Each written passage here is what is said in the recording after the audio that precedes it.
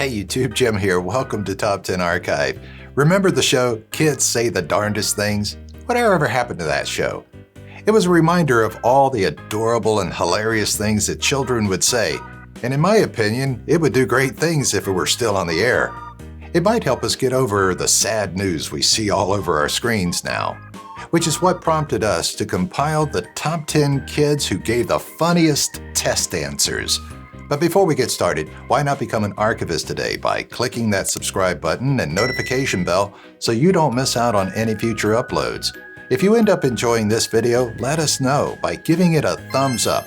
And in the comments section, tell us if you've ever given a funny test answer. Number 10. It's the difference. Another instruction gone wrong. Well, technically it's not. It's the correct way to ask, but as any student who doesn't quite know the answer knows all too well, you can always play dumb. When asked for the difference between 8 and 6, this student decided to be very visual about it. Well, teacher, they must have thought, I see one big difference. 8 is always curly and 6 is not. I mean, the figurative speech, the imagination. Sure, maybe they're not going to join the Math Olympics, but they're clearly poets in waiting for their true opportunity to shine. Number 9. Specifics. As a teacher, you must remember that specifics matter. When you give them a number like 3 by 5, students will cling to anything you've said or left out. This was the case for this teacher who, like many of my own, told their students that they had the opportunity of bringing in a 3 by 5 flashcard with essentials they needed for the test. This young woman heard 3 by 5 and recognized an opportunity. She brought in a 3-foot by 5-foot poster with all the information necessary for the test. The teacher had no choice but to let it slide. Surely the effort it took to put that together was plenty of study time for her anyway, and as an educator, you must reward ingenuity. Number 8. A timestamp. Who doesn't love looking back at how much they've grown over the school year, to see that when they started, they wanted to be an astronaut, and now they want to be a lawyer, or that when they started, they liked the color blue, and now they like the color brown. Or like this kid, to see how absolutely and hilariously amusing, or self-amusing at least, he was. Sure, he's good at sports and dancing, but when this little one grows up, what he really wants is to be good at flying and making the biggest burp. Who doesn't, kid? Who doesn't? Number 7. Classic. If you forget what it is that the test was about, or say specifics about a war, an era, this trick could really come in handy. If only all of us were this clever, we'd be set for just about anything. It's one of those situations where you can look your parents dead in the eye and say, well, it's not wrong, is it? The question on this student's test was, what ended in 1896? And he gave the best possible answer and the truest thing I've ever heard. 1895. Time to rethink every test you've ever taken because this could have helped you ace them all. Number 6. Pure evil. If you're going to go around asking your students to employ their logic on a test, you better be prepared for the answers. Kid logic can be brutal. This student was asked whether they prefer to be stuck on an island entirely alone or with someone they hated and why. From the huge star next to their answer, it seems like the teacher saw it and said, I'll allow it.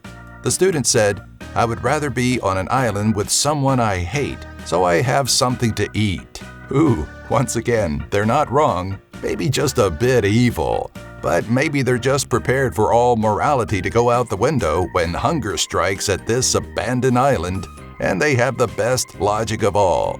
Star indeed. Number 5. Show your thinking. Whether it's show and tell, show your work, or show your thinking, it seems like students are questioning less and less why they're supposed to be showing their teacher anything at all. This student, I imagine, didn't think twice before illustrating for their teacher exactly how they thought up their answer. The question involved thinking in U.S. coins, 10 dimes versus 40 pennies. What's worth more? Then, to show their thinking, they drew this. They showed it. Ha! They showed it, didn't they? Give that student an A. Number 4. Not quite. Unscrambling words has never been anyone's strong suit, and let's face it, teachers only do it because it takes up a lot of their class time. It's a needed breather and a step away from snotty kids all day.